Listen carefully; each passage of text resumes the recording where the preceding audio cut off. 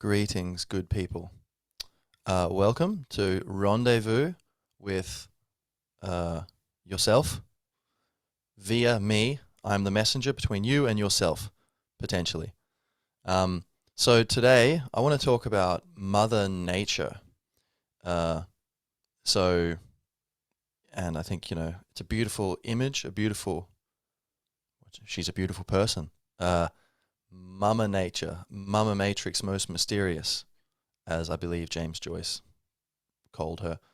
But the planet that we live on, planet Earth, and I think the phrase Mother Nature is a very beautiful phrase, and something that anytime I think of it, it just gets me in a good zone, a good frame of mind. And it seems to be the same with other people, certainly not everyone. I suppose not everyone. Some people are maybe a bit too rough to really care, like, whatever, that sounds stupid, But I think most people, if you say Mother Nature, it's like, oh yeah, that's right. I forgot about that big mother we have. But I think there's a lot of interesting things to be said about nature, the balance between us humans and nature, and are we nature? To what extent are we nature? What does nature need from us at this time, and what can we, how can we live, wisely with nature? There's just a lot of interesting things to talk about. So let's do it. So first, imagine, close your eyes if you like. Imagine an emptiness. It's just nothing, just black everywhere, right? Nothing. Then you pop in some lights all around, these little pinpricks of pure light, stars, right? And then maybe a few of them are distant galaxies. And then in the middle, next to one of these lights, the sun, our sun, you pop a little spheroid, a bowl of molten rock, surrounded by solid rock, surrounded by water, and some of the rock is rising above the water, and wherever it is, it's covered in green, covered in plant life, or most of it. And definitely before human beings started practicing intensive agriculture, the planet has gone in cycles, but there traditionally it was very, very green, and it still is very green to some extent. So we have this image. So even if it's a cartoon image, just the image of the Earth, blue and green circle, floating in space. Isn't it beautiful? And that's where we are. That's our home. Could you think of a better home? It's incredible, like a little garden stone, right? A little spherical garden spinning around in space. And I chose that for the logo for this podcast, just because I'd already painted that thing, and that works. But I think it's a good way to zoom out and get perspective, right? You go, oh yeah, we're all Earthlings. We're all in this together, like that. Oh, I'd highly encourage you to, if you haven't already, do it again if you have. Watch this video on YouTube of Carl Sagan, The Pale Blue Dot. And I think he's reading part of an essay of his, or maybe it's just the ending or something to one of his episodes of Cosmos, which is a great show. But it's just a picture of the Earth, and I think it zooms out. Or maybe it's just showing the blue dot of Earth from a distance the whole time. But either way, just talking about the perspective of how, and he does it very beautifully, of how, every war, every love affair, every great innovation, every reformer, every spiritual sage, or, every funny conversation, everything that's ever happened, everyone you ever know lived out their life on this speck of dust suspended in a sunbeam, or whatever, something like this. But so that's where we are, our home in the stars. Um, what's that poem? Uh,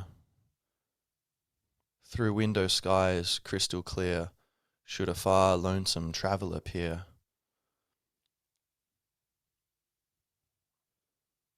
Through window skies crystal clear, should a far lonesome traveller peer, ever young nature will fill their eyes in sweet swaying light, dancing alone. No warmer welcome, no kinder prize, our home in the stars, our garden stone. Stardust swells up deep forgotten wells into her waltzing whim, her flourishing flirt.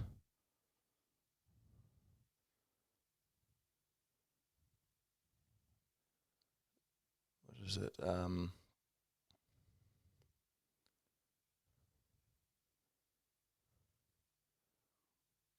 We are her dance, something, something. We are her dance amongst the stars.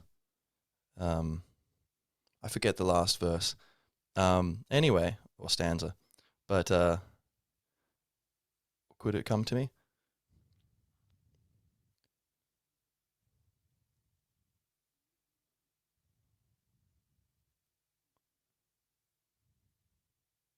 Apparently not. Maybe later. Well, anyway, I hope you enjoyed that brief meditation of 10-second silence. You're very welcome. No need to thank me. It's okay. It's okay. Oh, you didn't want the silence. Oh, I'm so sorry. But hopefully you're in the minority, whoever sent that to me telepathically backwards through time, which may be an illusion anyway. Too many tangents? Oh, I wouldn't go that far. Although that does remind me of a story. So, Mother Nature.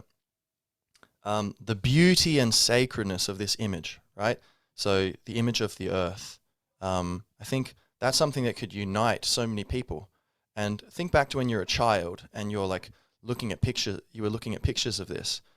Is it just me, or are you? Let me know in the comments if you want.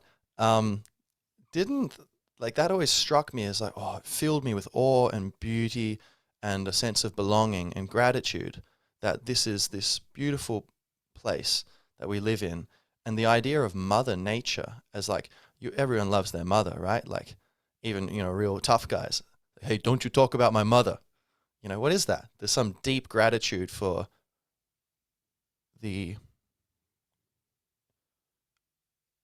unconditional love and innocence and kind of humble giving of a mother, where we all come from. We all come from a mother's body, and maybe some people, everyone's got a different situation. Maybe some mothers there were problems and the mother wasn't there for the children, or some people grew up without mothers. Unfortunately, but we all come from a mother and a father. But and this connection to nature, to earth, it's through our mothers, more than the father. The if you look at children, usually the mother is the more primordial relationship, right? And for evolutionary reasons, men were usually going around trying to solve problems of one form or another, sometimes creating problems, but I think, as I understand it, most of history it's not men dominating women. It's like there are definitely parts of that, 100%.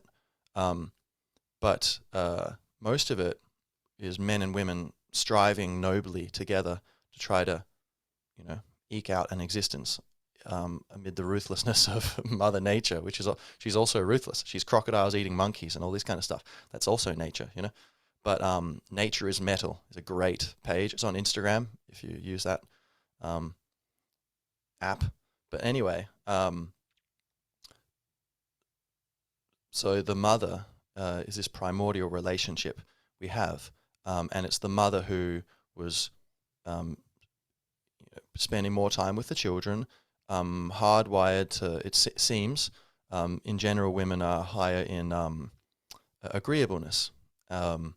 and also neuroticism, which not meaning in the normal sense of being neurotic, like a negative thing, but neuroticism meaning sensitivity to negative emotion. Emotions are messengers, right? If you do something bad, you get an emotion going, hey, maybe you shouldn't do that. Do something good, you get an emotion going, you should keep doing that. That's a good idea. We have these messengers, these emotions, right? And in general, women have high levels of neuroticism, so greater sensitivity to negative emotion, and also more agreeableness. So they're more, in general, more, I guess, willing and able to connect with people socially, to seek harmony. And if you think about it, like, infants crying, like that's a respect to parents, that's, you see a baby crying for like, sometimes, it seems like nothing's going to stop the baby, that the baby's just unhappy for some reason. Like, whoa, I mean, even just being near a crying baby for half an hour is kind of intense. Imagine that's, you're a parent constantly, so that's a great responsibility. And to some extent, it's a burden, although, and I think a lot of people focus on that these days, but I think overall it's more of a gift than a burden, of course, children, in my opinion. But not that I have children, but um, but nonetheless, there is a great responsibility there, and a weight from you have these beings you're responsible for. So there are problems, there are difficulties that come with this, and women in general through evolution seem to have, more than men, evolved toward being more sensitive to the needs of children, and more willing to soothe and care for and take care of, whereas men seem to be more, in general, about protecting the space and creating a safe space where love can exist and good things can grow, and solving problems, right? Finding food, creating shelter, And men are also physically stronger, so that's usually kind of goes hand in hand. It's quite useful to have physical strength. And of course, there would be people, female hunters and male caregivers, etc. But overall, it seems to be a pattern. And from this archetype of the feminine, right, the mother, this is very similar to what Earth does for us. All our food comes from the Earth. Whether it's plants, obviously they grow from the Earth. Fungi, they're growing from the Earth, right? Whether it's in a farm that's using soil, or even the air, which is part of the ecosystem of the Earth, or like whether they're directly in the ground or they're in containers, whatever. Plants and fungi are growing from the Earth. Animals are eating what grows from the Earth, and then we eat them, or most people eat animals, and so we are through them we are eating, right? Again, what comes from the Earth.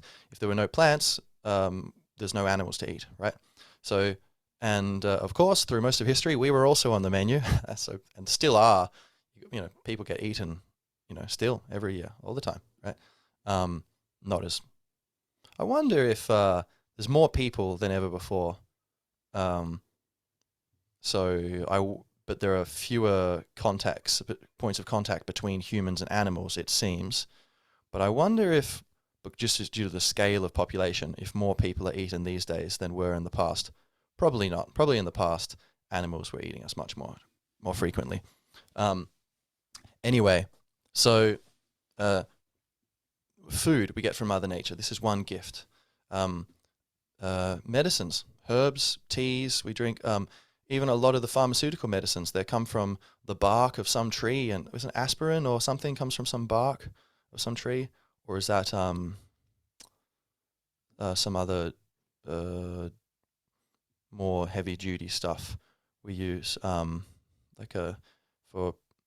an anesthetic or something. Anyway, I'm not sure, but so many medicines come from nature, and that's one thing about the Amazon. They're saying, like, if you could just change the consciousness of people, say, look, even on selfish grounds, please stop cutting down the Amazon, and you can use it for cows and soybeans to feed cows for like a few years, and then the soil's ruined It's very thin rainforest soil. It's not very deep. It works great in the climate, but it's actually not very deep. It's like a lot of it's above ground, I believe, in like rotting leaves and stuff. So the actual thickness of the soil isn't very, deep. So it's not very suitable for farming. But they're doing that in Brazil because people are poor, so they're trying to make their way. Fair enough.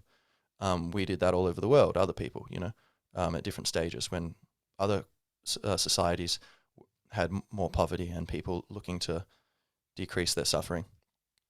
But anyway, instead of clearing all that for farms, they could be investigating it more for all these species were driving extinct. How many of them could have medicinal properties or benefits to human beings?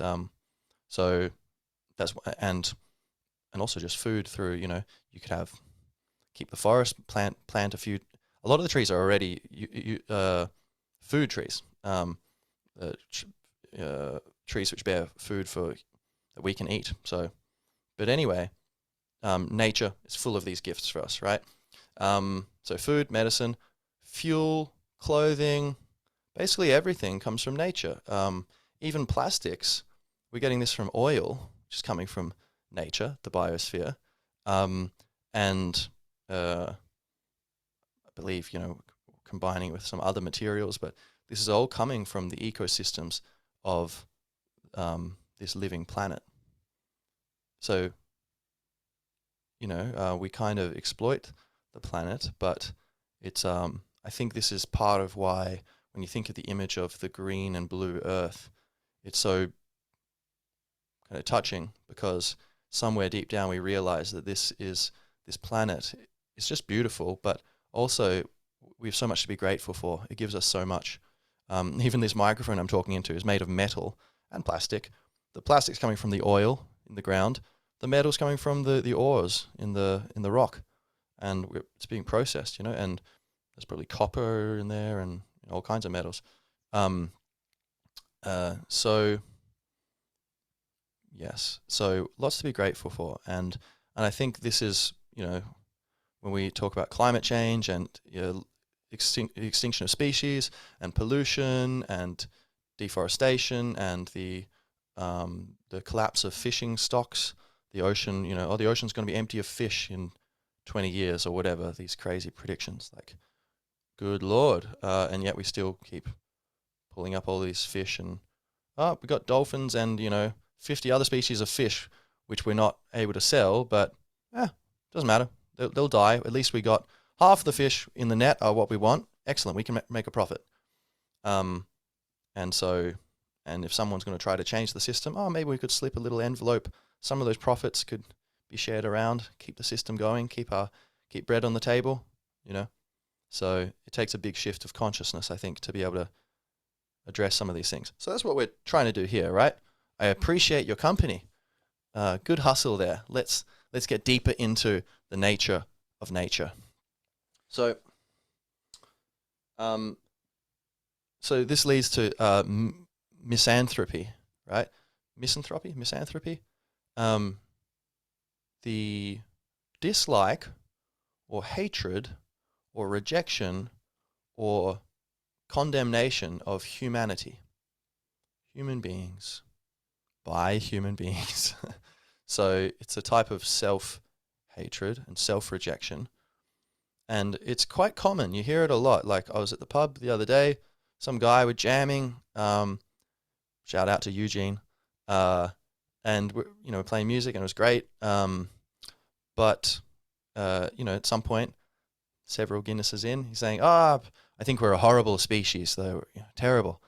And it's so interesting. We're playing all this beautiful music. I can feel his heart's soaring with this beautiful transcendental emotion. And then he's telling me, we're a corrupt, terrible species. It would be better if we were wiped out. And he's not alone in thinking that. But I think the thing is that comes from a misperception. I think in his case, I would say it's well-meaning, but from my point of view,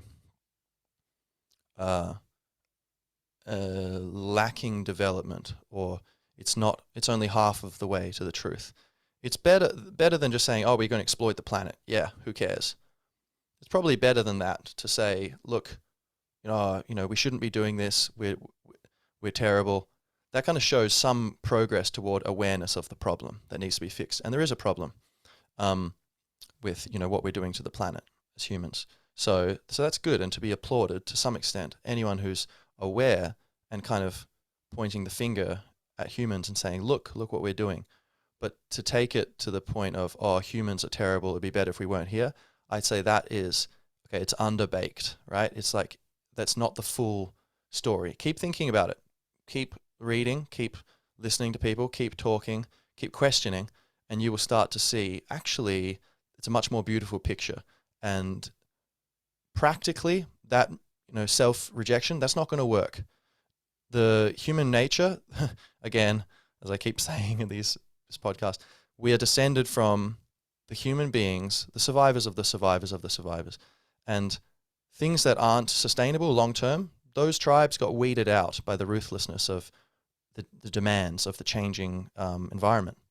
And so self-hatred, that's not sustainable. So most humans aren't going to go along with that. So if you think, let's try and save the planet by telling humans how much they suck, do you think that's going to work? Me neither. So doesn't it get to a point where it's this self-righteous, it can be self-righteous, where it's kind of a virtue signaling thing, and that's where it's actually intense, but you're actually part of the problem, and you are what you're condemning, and you don't realize it. I think in other cases it's just well-meaning, like say old mate Eugene, I would say he's well-meaning, well-intentioned, but I think hasn't quite stumbled upon the good news that actually it's a more nuanced picture. We don't need to reject ourselves, and I'll get to why specifically in a moment. But in other cases, I think people, it's like, oh, I can relish in this destructive emotion and judging things and just, kind of laziness of not, trying to fix it, or just, oh, it's all screwed, we can't do anything. And feeling superior. Oh, look at these people who do these things. Yeah. It's like, oh, okay, so you're the one who knows. You're the one who is aware. There's a subtle unconscious elevation of one's own ego, boosting your ego. And so it's very ironic, but people sometimes, I believe, they think, they're like, oh, human beings are just terrible. And they think they're improving their moral standing in the universe and in others' eyes. But when I hear that, I go, you are lowering yourself. It's just nonsensical. I mean, you are part of the problem, because you're saying we need to protect, it's terrible the things we do to nature. Human beings are, and you're at war with human beings. But you're missing the point that we are nature. And so actually, you too, through that very perspective, are at war with nature, which is what you're condemning. And I think, there are people who they got on their high horse and they're pretending it's about Earth, but it's actually about me. So it's a sad thing. But I guess we've all been there to some extent, or most of us. I know myself, like I've been guilty of things like this countless times in my life, so I'm not putting myself above that, It's a weed to be weeded in the beautiful garden of insights of what will bear fruit for practically advancing a beautiful future, right? So yes, ecological collapse, and I think it's unlikely that nature would completely collapse unless it got obliterated, like Mars or something, by magnetic pole shift or something, or some comet just totally obliterating everything. But definitely like resetting the clock to just very, the planet's covered with shrubberies, or like it's kind of like a desert climate. There's life, but nowhere near what we have with these Swiss valleys overflowing with verdant greenery and rivers idling their way along, and animals and birds. It's beautiful, right? Like, so potentially we could lose this beauty. And you take a band or an orchestra who make great music, and then they get robbed, and they have no more instruments, so they start tapping their legs and singing. Yeah, cool, it's still music, but something's been lost, right? You could say, well, what does it matter? It's all still life. It's all the same. Who cares, really? It's just our subjective human. We want it. But I think, no, that's very airy, very abstract thinking. It's like, practically, almost everyone you ask will say, oh, yeah, verdant nature with lots of ecological diversity and, the bounties of life overflowing everywhere. That's better. That's good. It's more worthy than the other, But anyway, ecological collapse, it does seem we're definitely putting a lot of pressures on the planet. So there's a self-hatred that comes in through that. But I think the important point is, look, why should we be separate from nature? In a certain way, yeah, it's valid to say we are separate and we're different. Because look, we think, we abstract into past and present and future, whereas you go up to a very articulate chipmunk, you say, "Excuse me, sir," and he, what time is it? And he just says, "What do you mean? What on earth do you mean? What on Mother Earth do you mean? It's now. It's always now. What other time could it be, right?" But we humans have this ability to abstract and think about things that aren't here at the moment, think about things that we've never even seen, but we could logically infer based upon prior experience, etc., using the logical mind, using language to cut up the unity, the oneness of reality into many little pieces, and then analyze the relationships thereof. And so we definitely are different to, it's possible dolphins or something are doing a similar thing, but they just don't have opposable digits, so they're not like building stuff. And maybe they're even smarter than us. Maybe they're more aware. Whales, and they've huge brains. They're mammals too, right? Cetaceans, and so they might have a much more advanced consciousness than we realize because we just can't connect with them.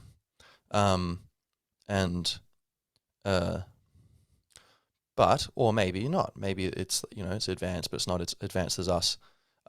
Because just their environment, there wasn't a feedback loop with being able to transform the environment as much.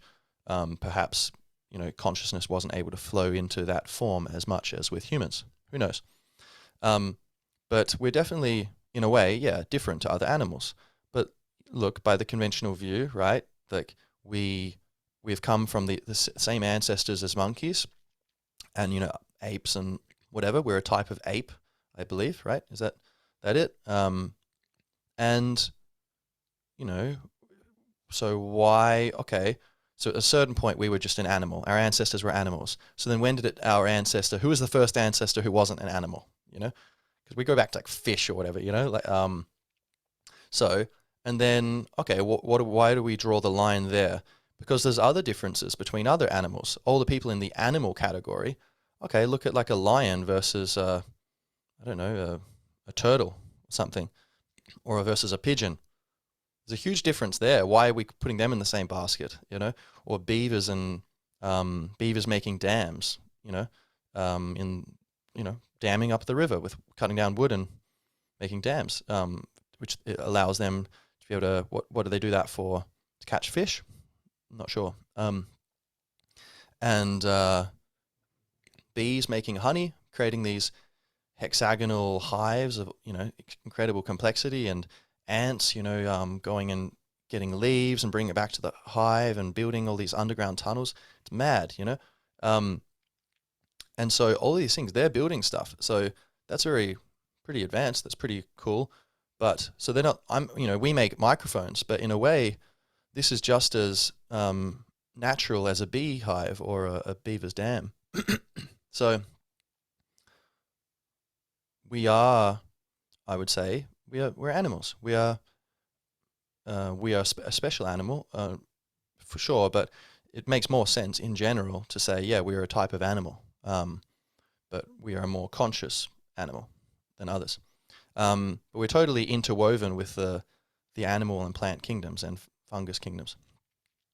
So, side note: fungi, they're not plants. they are a third thing. They, excuse me, they breathe oxygen and exhale carbon dioxide. I believe, pretty sure. So whereas plants do the opposite, right? That's our great deal. The plants breathe in CO2, breathe out oxygen. We breathe in oxygen, breathe out CO2. What a deal. Oh my God. Must be a coincidence, right? And so, yeah. So I think when you can realize we are part of nature, then you realize this is just nature has evolved to a certain level where nature is doing this to herself. We are one branch on the tree of life of let's say, Mother Earth, and it is causing a lot of problems for the tree in general because through us, Mother Nature is at a certain level, and in us, at a certain level of consciousness. We are at a certain level of consciousness, awareness, understanding, where we are able to do amazing things.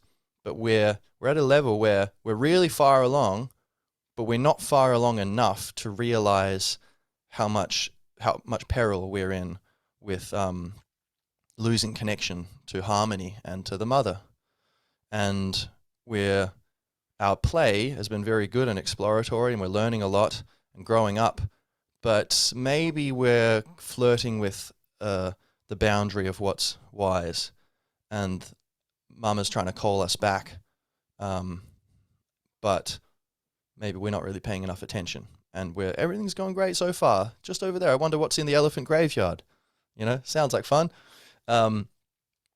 So, and I think ultimately, hopefully, if we can all use suffering.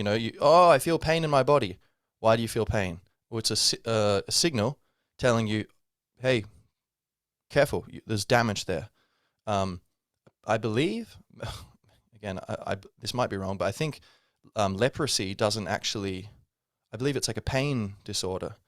This is what I heard, that it's actually it's not like it spreads like some sort of contagion, but that people who have the problem that they can't sense pain properly, and so their body is being damaged because they don't get that feedback of, oop, don't do that with your body. That might be wrong. It sounds a bit crazy, but anyway, point being, pain is a signal which helps us adapt our conduct, just similar to emotions, right? Or you eat certain food. Oh, that didn't feel good. Why are you getting that signal? Couldn't your brain go, oh, that's not nice. That's an uncomfortable feeling. Let's not do that to Jamie. Let's just let him feel nice. Then he keeps eating some poison berries or whatever, so not a good idea. So in a similar way, I think Mother Nature and humanity, where the suffering is teaching us, we're just doing things and obliviously causing problems. And then we start to notice, all the broken stuff piling up around us and within us, and damaged stuff, and all the discomfort and suffering. And it forces us to go eventually, all right, too much. No more. I can't deal with this anymore. Let's solve the problem. And you look at the effects and you start to trace it back. We follow the breadcrumbs and see where it leads us. And it leads us back to exactly cause and effect through the use of logic. Shout out to the mind. Woo! Thank you, mind. You're a hell of a tyrant sometimes, but you do amazing work as well. Much love and respect there to the mind. Now, so cause and effect, using logic, we can retrace it to, the soils are eroding because of our farming practices. Interesting. And then that our food has like 30% or 10% of the vitamins that it would have had 100 years ago. Like you get an orange to get the same amount of vitamin C and other stuff from an orange these days. It's like you need something like 8 oranges to have what you would have gotten from one orange 100 years ago, because the soils were much richer before intensive industrial agriculture with all the chemical pesticides, herbicides, etc., and genetic engineering. So, for example, with wheat, like we get more of the wheat, but the trade-off is each bit of wheat is less healthy. So people say they go to Italy and say, it feels different, the pasta. It's like they're using a different, more ancestral version of wheat, as I understand it. Anyway, like tilling the earth apparently is actually terrible and unnecessary. It's a great documentary I just watched called Kiss the Ground. Really beautiful. On Vimeo, watch it for $1, you know. Or it's on Netflix as well, I think. But amazing documentary. And we're going to talk about that a bit later, about some of the solutions to our problems. But the point being, we cause these problems, and then eventually the suffering causes us to go deeper and find, just as it does on a personal level, you have to go find out, okay, what am I doing in my life that's causing these negative feelings and thoughts? Then we can likewise with the earth kind of start to find the order that is in alignment with sustainability and wisdom through the problems. Trial and error, that's how we learn, which is another reason why decentralization, I was talking about like free speech in a previous podcast, decentralization is very important because it allows us to learn through trial and error, which is basically how we learn in general. You want to learn how to do martial arts? There's going to be a lot of wrong movements, and then you start to notice your teacher says, no, not that, this. Eso, this, do this. And so, or just on your own, watching people, oh, that looks different to what I do. Or you do it over and over again, and you just experiment, and oh, this feels good. Some things we can use logic to understand, but a lot of it is through trial and error, and we just don't know enough. And that's why I think the United States of America system is very cool. The 50 states, they can have different laws and experiment. Oh, we legalized cannabis, and, you know, a bunch of problems got less intense. They got better for us, and we got almost no additional problems. Wow. Oh, that actually makes sense. Same as alcohol when we, legalize that. Interesting. And so Colorado and, all these, now there's a whole wave copying them because they went, oh, actually, we have no money. Society's falling apart. Not enough hospitals, not, infrastructure. There's this opiate crisis, people addicted to really, heavier drugs. And then, this plant has a potential. It's not what we thought. Oh, it doesn't cause schizophrenia in everyone. It's only maybe if you already have a tendency for that, then it could bring it out earlier. But for the normal people, that's not true at all. The marijuana use has skyrocketed over the last 100 years, and rates of schizophrenia are basically stable. Seems like there's no correlation. Whatever. Through trial and error, we can learn things and improve society. So globally with Mother Nature, I think it's a similar thing. We have this opportunity. And so, of course, we just need to get our act together and not let it get too far where things spiral out of control. But when people are hating on humanity, I think it's like, it just seems like, a self-hatred. And many people, unfortunately, we sometimes can struggle to accept ourselves, and we reject ourselves. And that seems like that's kind of built in to almost every culture to some extent. There's this, and maybe it had some use back in the day, this inability to be fully content. Maybe it drove us forward. But it seems like in the modern age, for whatever reason, it's kind of a bit out of control. And this wave of depression and anxiety around the world, etc. And often, we project onto other people. Not happy with yourself, or you're doing things yourself that aren't maybe the best, and then you can project it onto other people when they criticize you for your things. So you see their faults, but not your own, and then that causes conflict. But I think it's a beautiful thing to go, well, actually, look, there's just Mother Nature here, and we're part of her. And in a way, this is just a sort of dream she's having through us, and she's kind of trying to wake up, before the house burns down. Strange metaphors, but whatever, you get the idea. You can't make a house without breaking a few eggs, right? And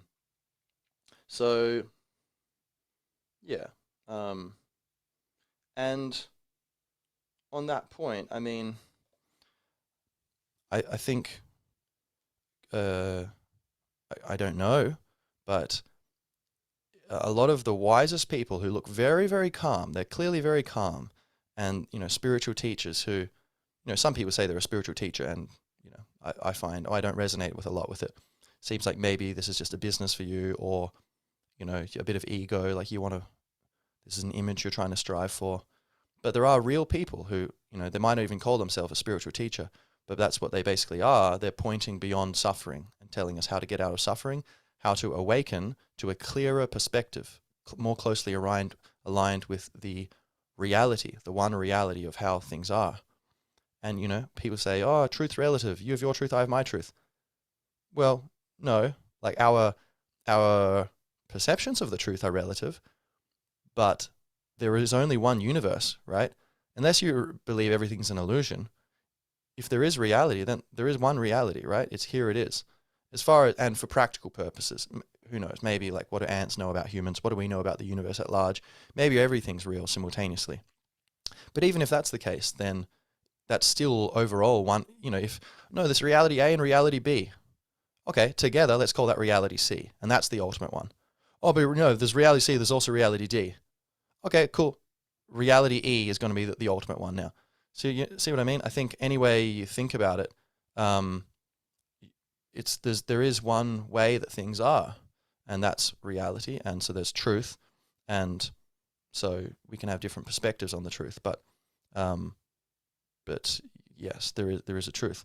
And so from my point of view, I believe Mother Nature the earth is conscious.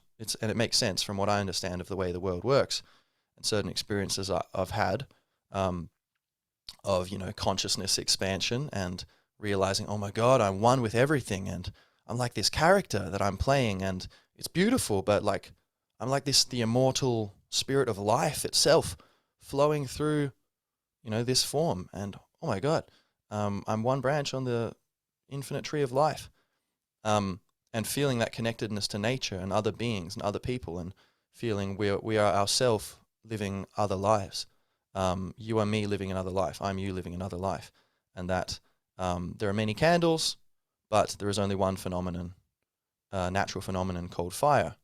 And so similarly, there is life, there is consciousness, there is being, and it's one, right? And so part of through these kind of experiences and like reading, etc., my point of view is that the whole universe is alive and conscious, and it's subdivisions, much like cells within the body. My cells are going about their business. Thank you, cells. Shout out to my cells. Thank you. Good work. Keep it up. They're doing their thing, and they don't really know that I'm maybe, I assume, talking on this podcast, but it all kind of works out in a similar way. Perhaps is it not possible that Mother Nature, the earth, is conscious and having some sort of experience which we can't understand as her cells, but then we have our experiences here, and we're going about our business, and we are an inextricable part of this ecosystem globally of nature, never more so than today, and with such a powerful influence on the the goings on of all the exchanges of energy and momentum and matter and spirit and ideas and systems flowing and cascading and overlapping and subsuming each other and birthing new things and reincarnating and changing and coming together, pulling apart. We have a big role in this. And so perhaps, and you have, so perhaps we have our consciousness, but then there's a consciousness to the planetary ecosystem also. It seems like this is a form that I'm in. This is a body, right? And I am through this, perhaps there's just such a collection of energy that it generates somehow a field of consciousness, which is what I am, a localized field of consciousness, a witness to what's happening here. And even if I close my eyes, so the planet doesn't have eyes, how could it be conscious? Well, I am aware that I'm here. There's a first person witness, like, the screen, the audience to the movie. It's an audience of one, and here I am. Why couldn't it be the same with the earth, and to go the other way with the cells in our body? And perhaps, and this is something that physicists and philosophers with panpsychism, and I think biologists, Bruce Lipton, The Biology of Belief. What's that physicist's name? My Big Toe. He had a theory. Tom Campbell or something. But it seemed a lot of disciplines of science are kind of converging on this idea that the whole universe is consciousness or is conscious, matter is conscious or energy is conscious, or we might say it is consciousness, or we might say it's none of these things. These are just words. But the point is, inherently, life or the universe is this witnessing subjective thing, and all the objectivity is within this subjective experience. And so you couldn't have a universe without consciousness because it's happening in consciousness. It is consciousness. You could say God is dreaming, so to speak. But so within that kind of frame of reference, I think, take that or leave it. You can just appreciate Mother Nature as like, yeah, beautiful image for us to rally around, to unite cultures. Like we all want to be able to show our children a picture of the planet, green and blue, and say, this is where we live, and it is this garden, here we are, and it's yours, and it's your children's and your grandchildren's. We all want to be able to pass that on to our children. Or if you don't want children, fine, but you do want, I imagine, to be able to pass that on to the next generation, and we're happy that we were passed on what we have been given, as good as it is, even though there are many problems. So whether it's just rallying around that image of Mother Nature as just, she's not sentient, but it's a beautiful image for, this planet that gives us so much and in a way, has created us and sustains us. Or you could take it to the next level, as I do, and say, I don't know, but I'm pretty sure that, yes, we're not the biggest fish in the pond here, and Mother Nature is actually a conscious being, and it seems, so is the sun, so everything has a consciousness to it, but then the real question is, does my good friend Ramses the Great over here, my little statue, is he conscious? But he's not animate. He's just made of like metal and stuff. But if all of reality is made out of consciousness, then humans have made him into this sculpted oneness, this entity of matter or energy or consciousness. So perhaps there is an inner witnessing here. What do you think? Let me know in the comments. Is my statue alive? Yes or no? So Mother Nature. Now, so I think, sure, human beings, we can do terrible things, and war, violence, crime, deception, just all kinds of quote-unquote sin, which originally means missing the mark. So, shoot an arrow, oh, you missed. That's sin, right? Or you don't get what you're aiming at. So, or you could say just imbalances. Sin's a very loaded word. But human beings, we have a lot of vices. We're out of balance a lot. But then again, there are a lot of forces, so the rise of social media and the digital revolution, which is very addictive and pressing, like getting a dopamine addiction. That's a natural phenomenon coming from nature. Got to a point where these thinking monkeys were able to innovate in ways which their brains, natural systems allowed. And so we have this flow of creation of technology, which is through nature, just like the bees are creating their beehives, right? We're making iPhones and stuff. And then that causes a feedback loop, which pushes us out of balance.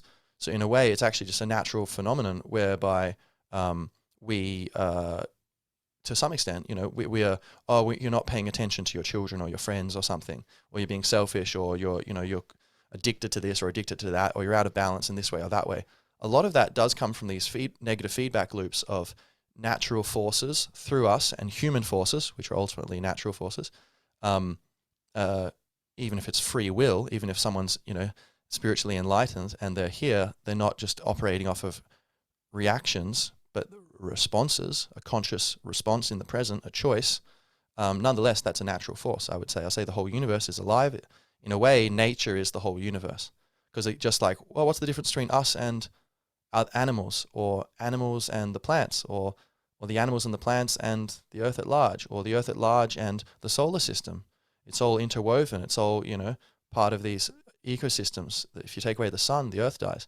But if there wasn't the center of the Milky Way, then what's the sun going to orbit around? It's going to change a bunch of things, and etc. So I would say either way, it's all nature in a way. So either way, in a way, there's a way to say way a lot. Way? Okay. So we do have a lot of flaws and vices, but we have so many virtues too, so many good things about us, and you need to be fair and balanced. And I think you think about the way you talk to yourself sometimes, right? Like being critical, if, oh, you did this, you messed up. Oh, damn it, why'd you do that? Oh, I'm doing, whenever we're in our dark points, we're thinking that way. We treat ourselves in a way where you would never treat your friends like that. If your friend was like, oh yeah, this is what I did, that, like, you monster, could you do that? But you're like, whoa, easy. That's not useful. Come on, there's a balance between telling the truth and supporting and having faithfulness and going, acceptance, it's okay. We need to be practical. We need to get good results here. What good is it if you say, this is the truth, and then it destroys everything? In general, the truth creates, and it's the source of sustenance and healthy order, I think, in the world. But there's a time and place for it, and there are degrees. You're telling a child, guess what? Everything's going to be gone in a million years. The sun's going to swallow everything. Tell that to a 5-year-old. Maybe that's not a good idea. Maybe that's, why it is. They'll figure that out later. Why do you have to tell them now? It's not like you're lying, right? So, like with yourself, I think it's important to treat ourselves in a way like you would if you're taking care of your best friend. Like, how do you relate to your best friend? You'll tell them the truth, but you frame it in a way which is supportive. And so we need to do that with ourselves. And I think with humanity in general, we need to say, hey, look, humanity, you're doing a lot of messed up stuff. But guess what? I really love you. You are amazing. I totally support you 100%, and I'm going to do everything I can to be here for you. Ooh. Now, is it just me, or is that going to get better results in terms of improving our situation? So how about, we figuratively kneecap our high horse. Sorry, high horse. You're only a metaphor. Don't worry. You're not really being kneecapped. And we turn it into glue at the factory, and we use that glue to stick together the proverbial, figurative, not real, flotsam and jetsam, the trash and rubbish of our dysfunctional past, and we put it together, and we get some figurative 5-year-olds to cover it with paint and sequins and beautiful stuff, and then in this hypothetical, very strange, intentionally absurd analogy, we would go sailing into the proverbial sunset of our destiny, right? What do you think? Can you come up with a more insane analogy or metaphor for something? Let me know in the comments. Please do. That would be amazing, actually. I do love absurd analogies. Yeah. So we should celebrate humanity and ourselves. Team people, as Joe Rogan says, which I quite like, that idea. Or as I would say, we're all one big team. Even people who are doing terrible things. Some, Al-Shabaab in East Africa, going to the house of a good woman and saying, "Oh, you're working in a certain profession that we don't like. You're going to have to stop that, or else bad things are going to happen." Which happens. This kind of stuff happens, Those people, they're going through what they're going through. They're doing their best to do their best.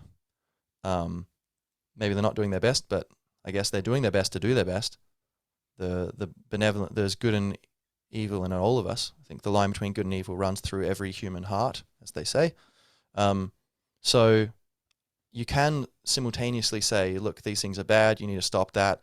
Maybe certain people need to be held accountable for their actions, and say, look, practically you're going to go to prison, or you're going to, I don't know, there are going to be consequences. But on deeper down, emotionally, you can say, I accept you. You are my brother. You are my sister. We are together in this. And however you see the world, however you see yourself, that is my faithfulness, which I offer you. And it doesn't matter whether you accept it or not. This is just how I feel, because this is the realization I've come to about what wisdom is and what just makes sense, right? So celebrating, encouraging, supporting humanity. And look, what other animal makes works of art and can create, have podcasts, or, do juvenile, any other animal, like paint rainbows in chalk on the pavement, that's pretty cool, or what else, food culture, the food we make is amazing, comedy, the laughter we can share, books and reading and dance and just romance, and just the journeys of friendship through good and bad, thick and thin. Just imagine, you have your stories of friendship in your life, and if you don't have a real story of friendship, don't worry, it's coming. Someone just told me, Claire told me, oh yeah, I need to play some music. Anyway, the guitar is talking to me, you see. But like all these stories of friendship we have, that's just a drop in the ocean, imagine all the narrative arcs of friendship, all the things, the ways people have changed and grown together in the whole world right now. And then through history, that we know nothing of like all these stories. And this is such a beautiful thing that humanity offers and is and can keep offering to the universe and experiencing.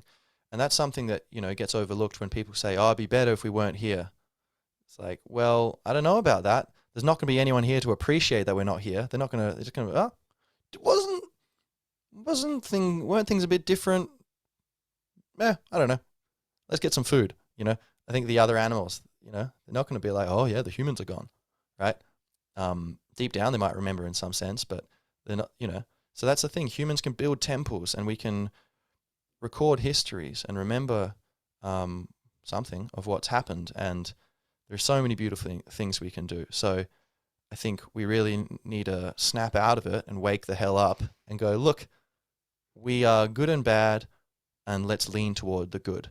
And we need to really balance judgment with acceptance. And just like a good parent would, just like a good friend would.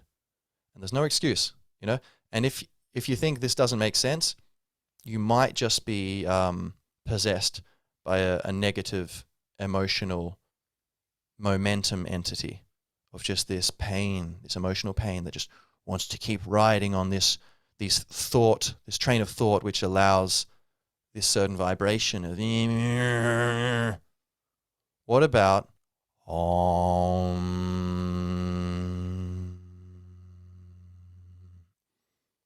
don't know. I think that sounds a bit better. So yes. So I think we can keep doing our best. Human beings, we're nature wants us to be here, and we have our place in nature. Like we kick other animals off the land and stuff. We'll get to that after. But I think in general, people say, oh no, the orangutans, they have a habitat there, and then we're kicking them off for peanut butter, palm oil to put in major brands of peanut butter. We're just clearing the rainforest. That's not good. No, I don't agree with that. Almost everyone who hears about it through, various filters that try to prevent that kind of non-profitable or anti-profitable information getting out to whoever's profiting from it.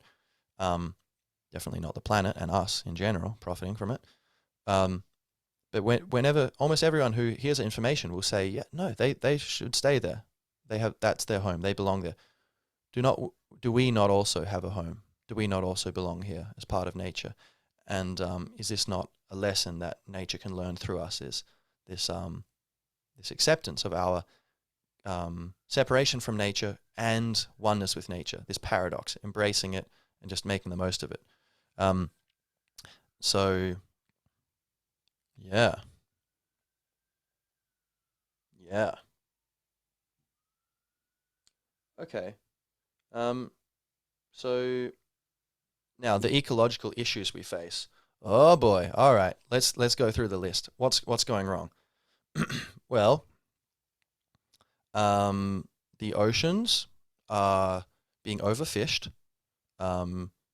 Huge areas of land. They have these huge fleets of commercial fishing fleets, fishing ships that go around just dredging the ground. They just bring a huge net across the ocean floor, pull up everything, destroy the ecosystems, including plants and stuff, just dredging the floor, leaving deserts there. And then they sell that food to people. Now, people are hungry in many parts of the world. A lot of that's from corruption, I would say. I'd say if governments were more ethical, we wouldn't have so many problems. We wouldn't have such a strain on nature. But a lot of people are trying to make money any way they can, so I can understand that. And certain countries go, well, we like these other countries aren't changing anything, so why should we? We're not going to be the first to do it. And so you have this kind of negative version of the prisoner, was it the prisoner dilemma? Where, which is like two people get caught for a crime, they're separate. Like if you dob the other in, I'll give you a good deal. And then they say that to the other. And so you're thinking, oh, if the other guy dobs me in, then if I don't make a deal, I'm in trouble. So I should dob him in first. But if he thinks like I'm thinking, then I'm screwed anyway. So, okay, maybe if we both can have faith and enough trust, then we'll both be fine. They don't have enough proof. So if they can both have faith, they're both fine. If either one of them can't have enough faith, they're both screwed, to some extent. Anyway, so how do we organize when no one wants to be first to stop overfishing? So consciousness, basically, I think is the answer to all these questions. Raising consciousness, that's why we're talking about this stuff. Hopefully people can think about this and let me know, if you have ideas for me to think about, please do scratch my back. One hand washes the other. So overfishing. Of course, the fertilizers that we use, chemical fertilizers, are running off into the oceans. That's just bleaching the reefs, destroying the reefs. We have enormous heavy metal pollution in the oceans, which is getting into the fish and then getting into our food, and people having brain problems from this. And I think other problems. But where are the heavy metals coming from? I'm not totally sure. Just pollution in general. I'm not sure actually why there's heavy metals in the ocean. We have radiation in the ocean, of course, like Fukushima. After that disaster, there's a lot of radiation in, fish being caught off the coast of California, so that's a problem. Plastic, enormous amounts of plastic are being put into the oceans all the time. Keep track of your bin for a week. See how much plastic you throw out, right? Not good. I mean, we really need to find a way of having reusable systems, I think. But anyway, so plastic being dumped into the oceans, and Boyan Slat, that Dutch savant, or this guy is really young. I got the ocean cleanup. You could check it out. It seems like he's got this.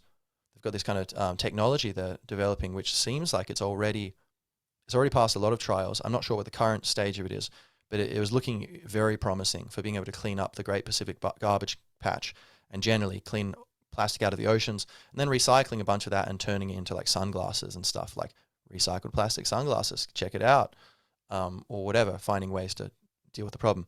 The problem then is, if we just keep doing that, then potentially, we can dump more plastic in the ocean. It's getting taken out, So, so that's another problem. Now, we have, what other problems? Pollution. Polluting rivers, just pouring stuff into it. And, the regulators maybe sometimes are in bed with the big business people who are doing this, especially in countries where there's not as much of a culture of the rule of law. It's not, or just things are a bit harder. People are less prosperous. So people aren't paying as much attention to these issues. They've got a smaller circle of responsibility, rightly so, because they're taking care of their family. That If things are too hairy, too problematic, then it's reasonable. Your kingdom or your queendom is a bit smaller, and you're focusing on what's primary. But so pollution, air pollution, all kinds of. I mean, the bees, the collapse of bee colonies, which is extremely dangerous. About 30% of our food is reliant on pollination by bees, like almonds and apples and all kinds of stuff. And bee colonies are collapsing all over the world. Largely, it seems to be connected to electromagnetic pollution. We are using all kinds of EMFs, electromagnetic fields, all over the place. My podcast gear is emitting them. That's why I turn off my internet router at night when I sleep, and when I'm leaving, I have plants here. They've done experiments where they have an internet router next to one plant and then another plant on the other side of the room. The one next to the router basically dies or grows much less quickly. And so there's a lot of energy and it's not harmonious. It actually causes DNA damage through. Originally they're like, oh, it doesn't do it. Like microwaves or you shouldn't microwave it open. That's not good for you, right? Or you shouldn't get X-rays all the time. They used to X-ray people's feet at shoe shops. And they're like, oh, that's not good. It's causing DNA damage. But then I don't remember the name, but there's a different type of radiation. And that's from most electrical stuff, electrical wires, mobile phones, all this kind of stuff. They give off this other type of EMF. And they thought at first, okay, it doesn't cause DNA damage. Roll it out, boys. Great. Put it all over the planet. Then they realized later on, oh, actually it causes oxidative stress, which in turn causes DNA damage. So indirectly it does cause DNA damage. Too late, we've already developed this global infrastructure. So now there's ways to combat that. If you've got enough money, you can, insulate your phone and insulate your walls and even stuff with like certain paints and, substances that protects you from them. But so this is a problem. So for my plants, I turn off my router when I leave if I'm not going to be back for a while, Anyway, point being, this is going out there all over the earth, and with bees especially, it seems like that's causing a problem, messing with their navigation. That's one. I'm not sure how certain that is, but that's one potential culprit. Also, seemingly, very likely, is neonics, I think it's called.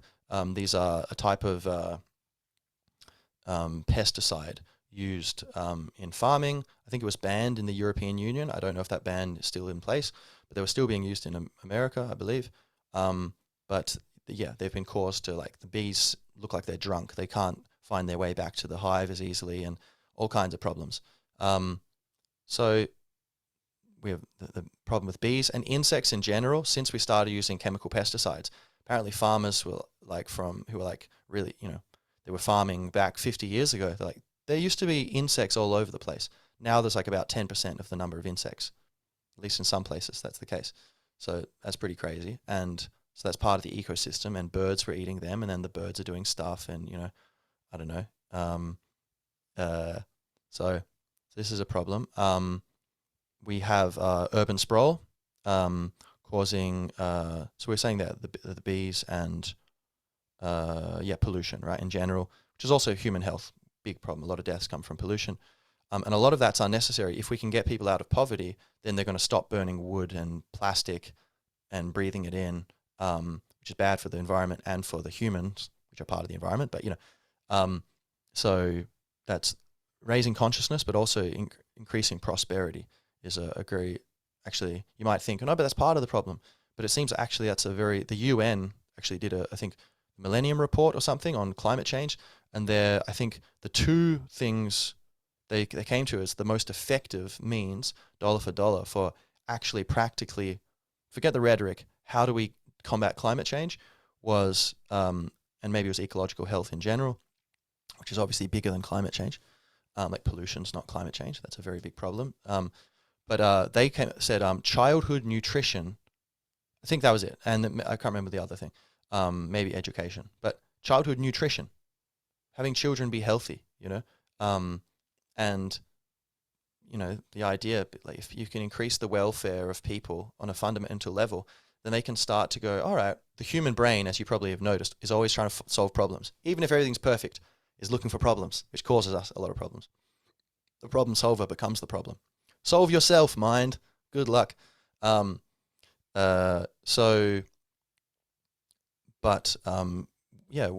these real problems of clean water, good food, etc., safety, security, harmonious community.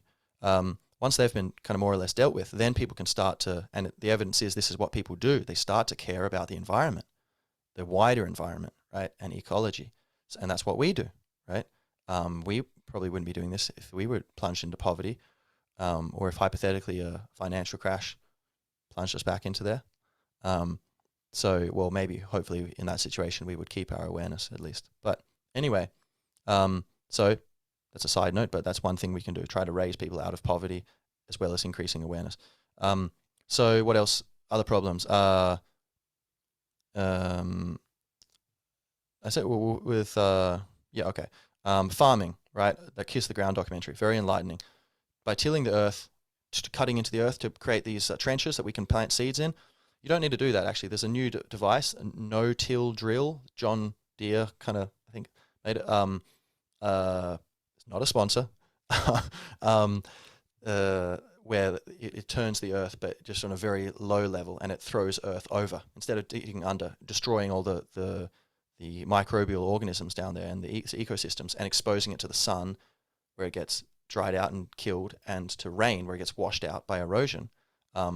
It actually allows the ground to stay firm, so when it rains or when it's sunny, it's protected, the little micro ecosystem in there. But it covers the seeds with a bit of dirt. So that's one thing we can do. And in general, this Kiss the Ground documentary, and kind of, it's all about regenerative agriculture. So our agricultural system, for industrial agriculture, we have been producing more food than ever before, but it's unsustainable. And basically using these, tilling the ground deeply, that's one thing we don't need to do, and it will help us not to. But the main thing, it seems, is increasing the ground cover of plants on farms, so that when the plants, their leaves drop into the earth, or even if you plant a cover crop where it's just covering it, but then in winter the cows come and they eat that stuff, but it's protecting it part of the year. Or you just till it into the earth, like they used to, crop rotation. They would grow clover or something, then cut it, not to eat, but just to feed the field, not to feed the people. And then the crops will be stronger. And when the soil's better, you don't need anywhere near as much. And I think it seems like you don't even need at all pesticides, because the plants make their own pesticides. They are very ingenious chemists, and that's how they evolved here. They don't need our help. They were in here before us. So increasing plant cover, and then, so basically we need to increase the microbial content of the soil, and to increase the microbes, these little microorganisms in the soil, basically getting more plant material into the soil, getting cows onto pasture land, places where there's not enough rainfall, about a third of the planet, I think, or is it 2/3? Maybe 2/3 of the land of the planet. There's not enough rainfall for farming, but there is enough for grazing animals, and then we can eat the animals, right? They have a free life, and then they die, they're killed in a humane way, and we can eat that.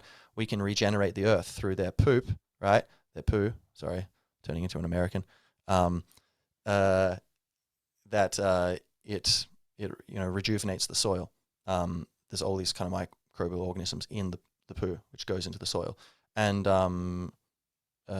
so they're transforming the greenery. And so by doing this, we can regenerate the soils, and we can green the soil. This is probably the main thing we can do to fix the climate, our ecological problems, is just go to regenerative farming, which is based upon traditional practices, but now with modern science, modern understanding, we can do it much better.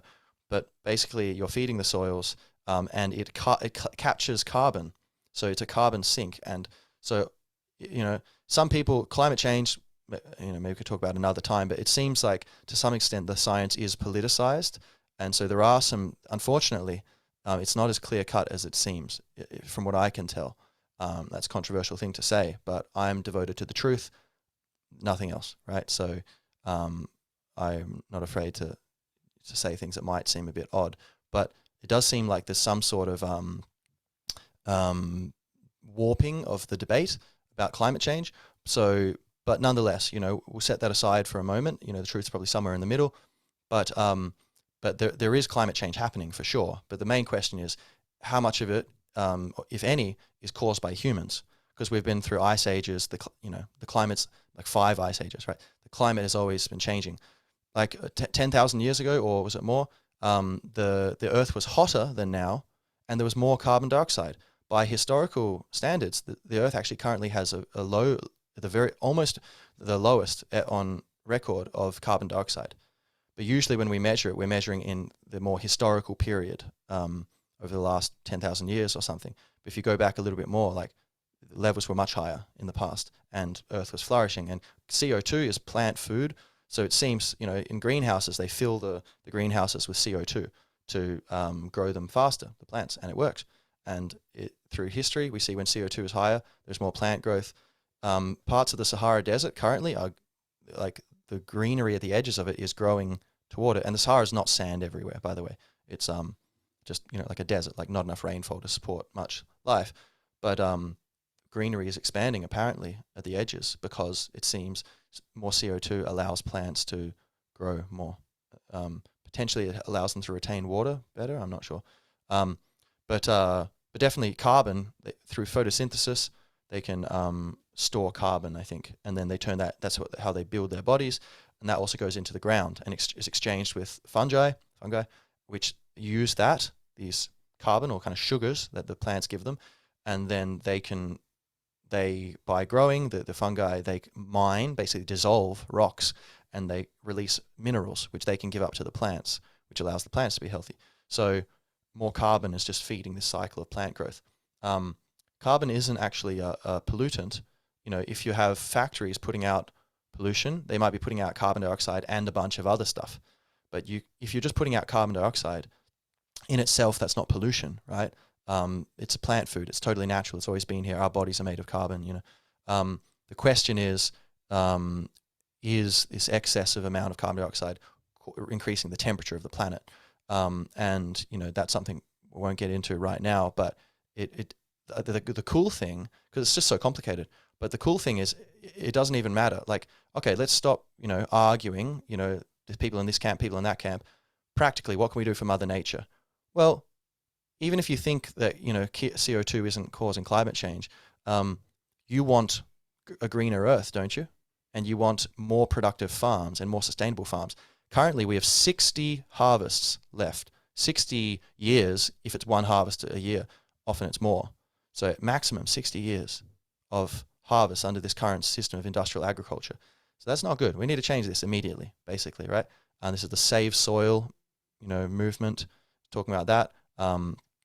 And, this guy Sadhguru has launched, and many other movements, people trying to, regenerative farming, trying to change the way we farm, and it can cool the planet.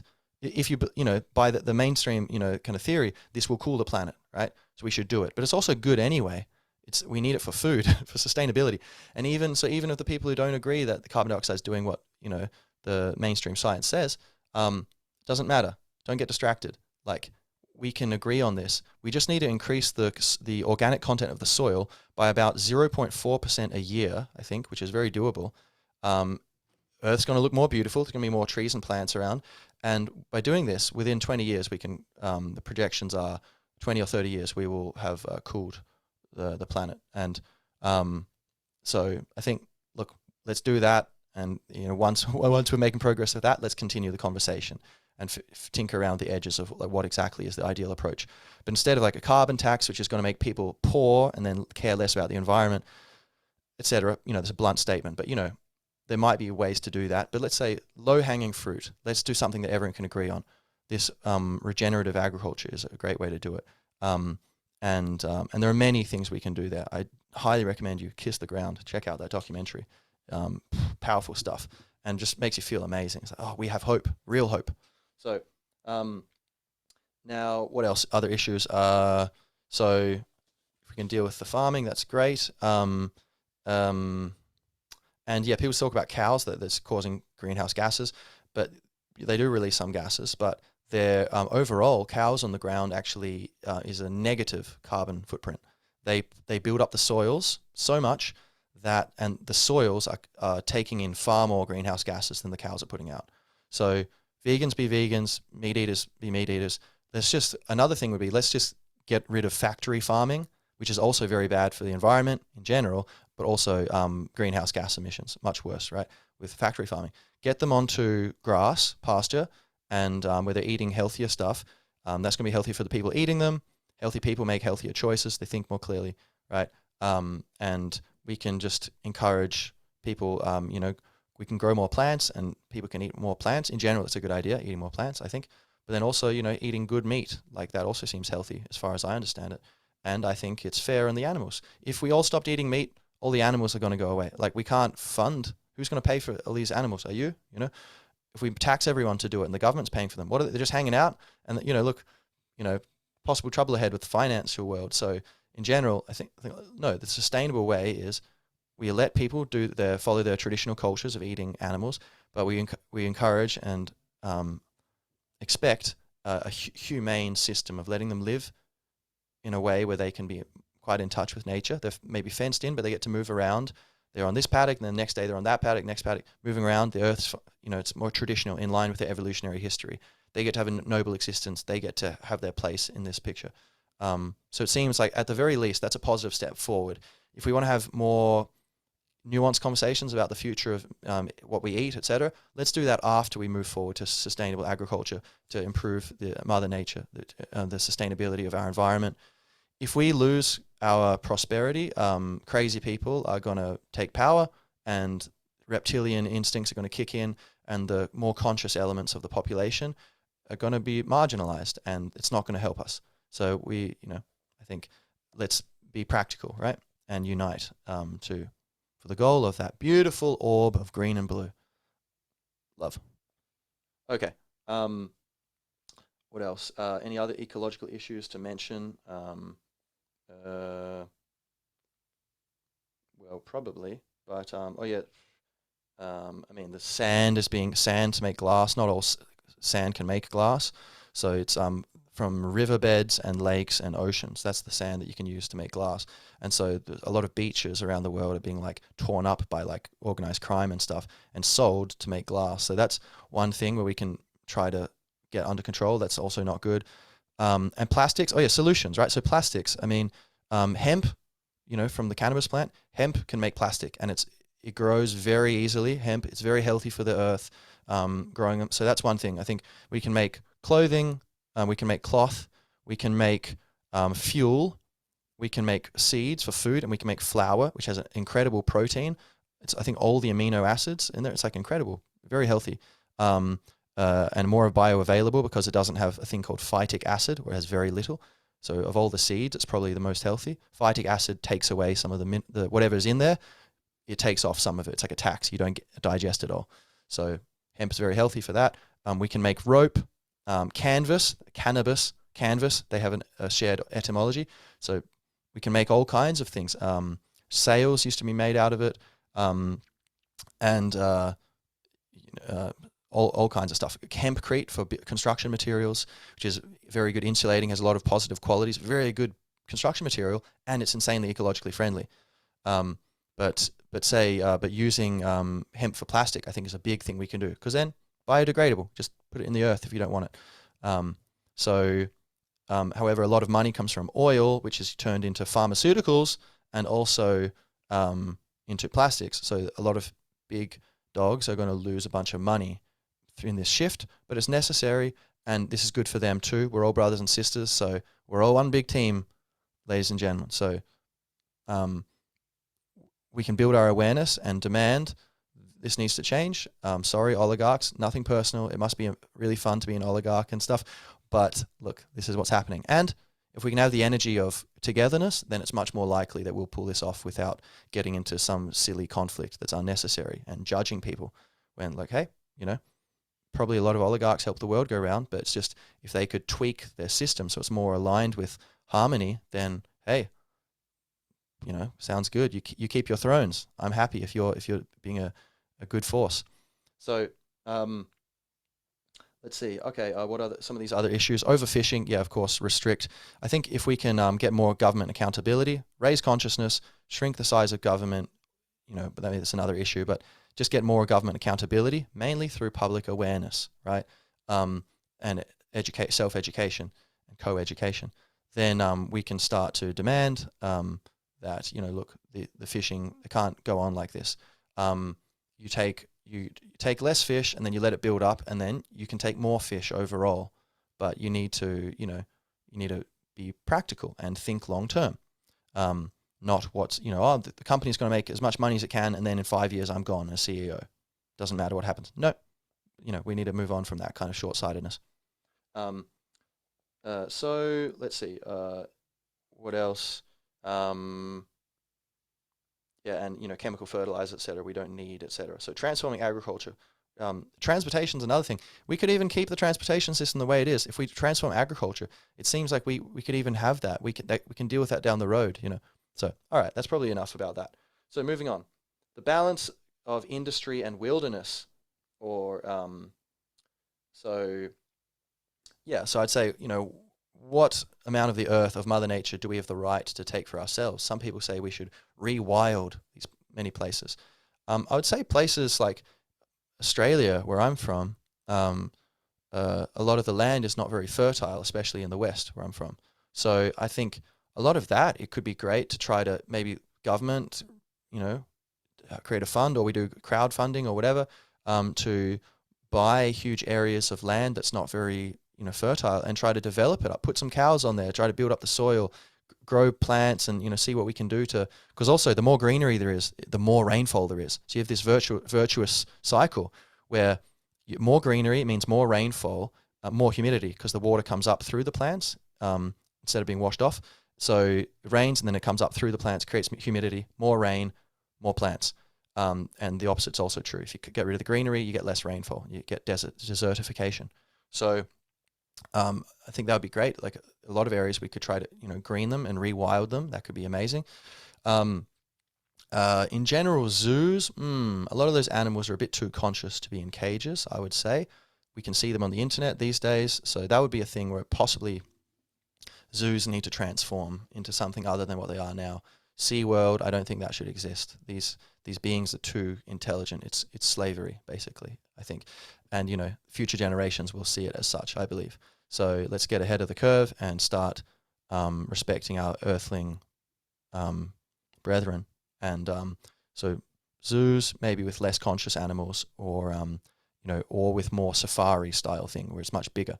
But rewilding in general, okay, cool, in certain situations. But I think also the flourishing of civilization is a beautiful natural thing. It's the super beehive, that Mother Nature's creating. It is a natural expression, a crystallization. It's the flower on the plant. It's a higher level of evolutionary structure, which is flowing through nature. And so I don't think we want to get rid of industrial civilization. We just want to modify it a little bit and make it more harmonious and nature worshipping. So, ground it in gratitude. So,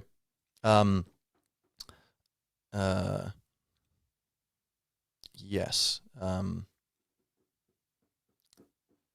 So I think cities, urban sprawl, cutting down ecosystems and all the animal loss of wildlife, that's not good.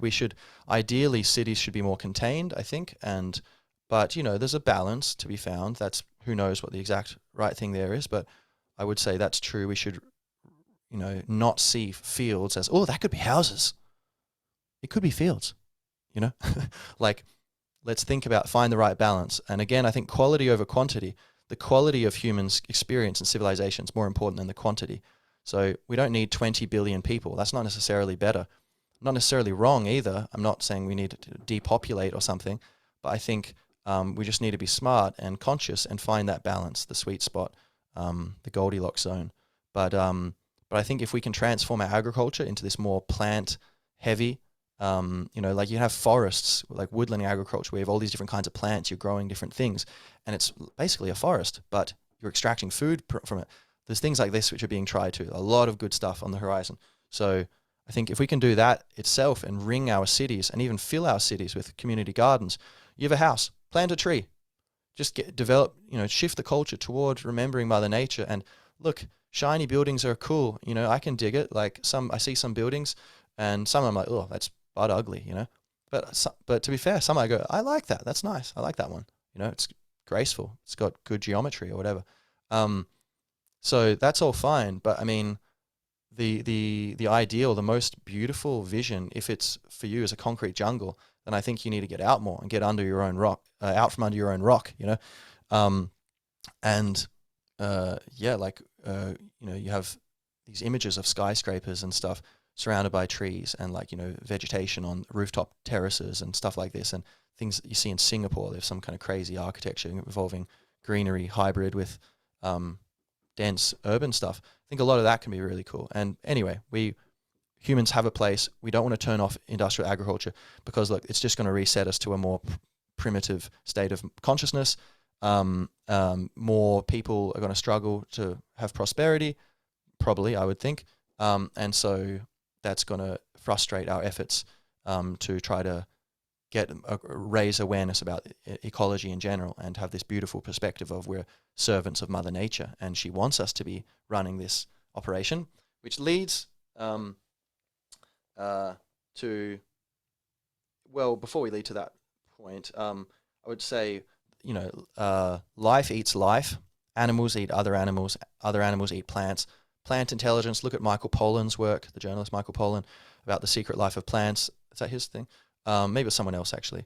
But he does have work on plant intelligence, and they are far more intelligent than we thought. So vegetarians eating plants, you know, they are beings also we are killing and eating.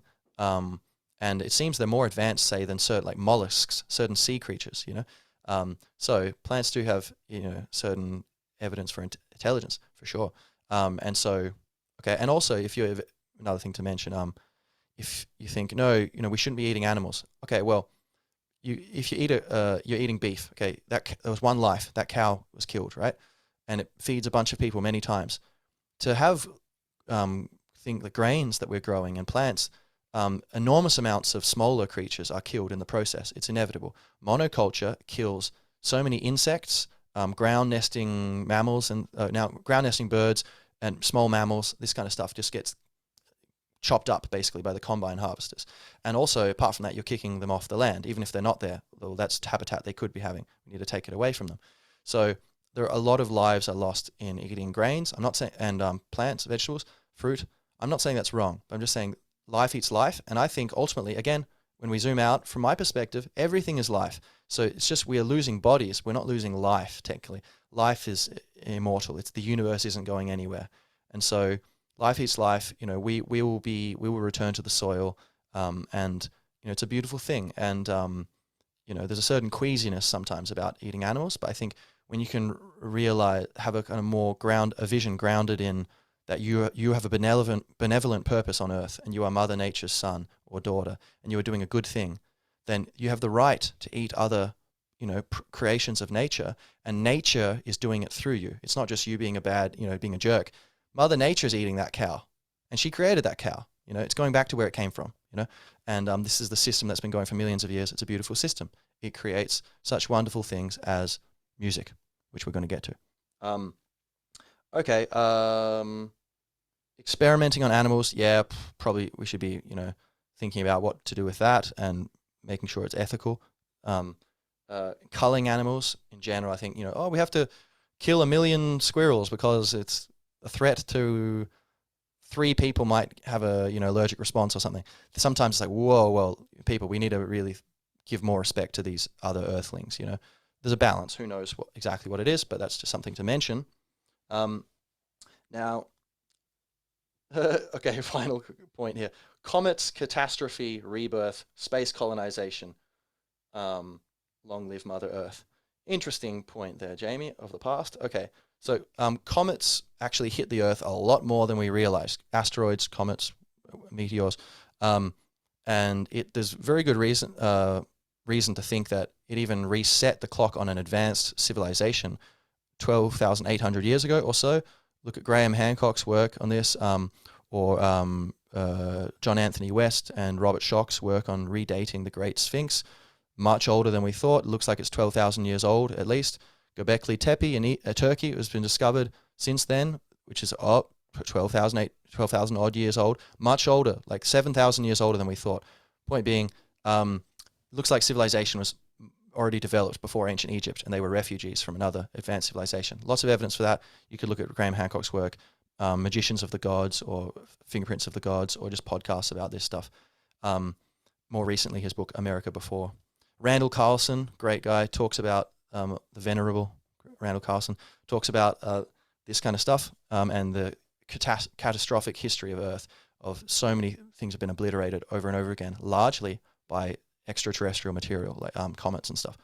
So now human beings, we can be nature's defense system here. We can advance ourselves to the point where we can deflect and even mine asteroids and stuff and use that to protect Earth, so Mother Nature can keep flowering at this advanced stage of her music with an orchestra instead of just with a drum and singing, more advanced level of expression. And we can even, perhaps if we have a benevolent, beautiful nature-aligned culture, why not spread that to other places, colonize space, you know? I think some people don't want to do that because we think we'd just be filling it with trash. And at the moment that could be correct. But if we can become beautiful avatars, embodiments of Mother Nature, then that could be good, no? And so, yes. So, up against the clock. So, and up against the now, up for the now. So, I'm going to play a little tune and end it with that. So, this broadcast was brought to you by Mother Nature, for Mother Nature, in Mother Nature, with Mother Nature. So, what could we play here?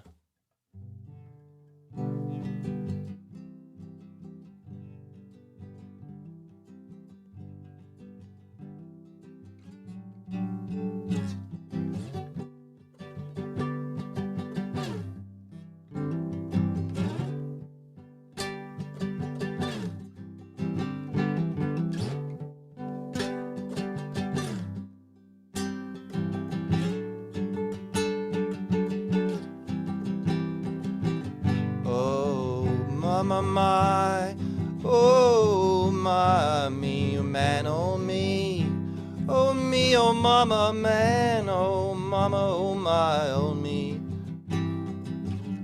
Is it time to come home to the life and your mother's skirts of green?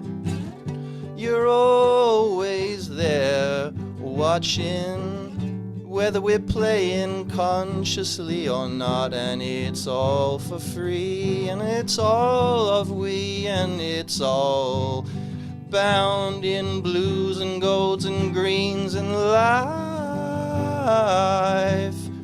on sweet Mother Earth can be delight.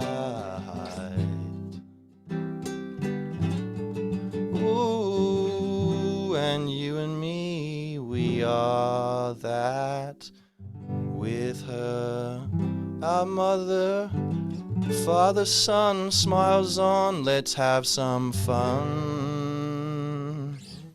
Thank you, Claire. Righto. Peace and love, my fellow siblings of our beautiful mother floating in space. All right, see you next time.